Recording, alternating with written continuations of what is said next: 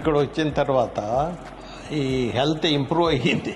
ఎట్లా అంటే పొద్దున్నే వాకింగ్ వెళ్తాను, బాగుంది. అన్నిటికంటే ఎక్కువ ఏం మనకు ఇక్కడ అంటే ఫుడ్ చాలా బాగా ఉండేదే కాదు, హెల్తీగా ఉంటుంది, plus hygienic.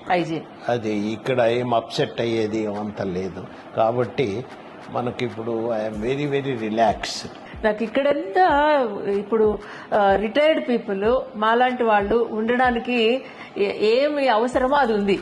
Old age homes అంటే ఇప్పుడు యూజువల్ గా ఒక చిన్న చిన్న రూమ్స్ అట్లుంటే అదేదో ఒక జైల్ లాగా అనిపిస్తుంది.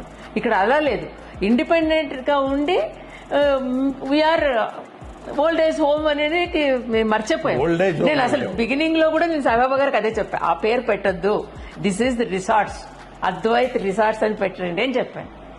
సో ఓల్డ్ ఏజ్ వాళ్ళందరూ కూడా దే ఆర్ హ్యాపీ.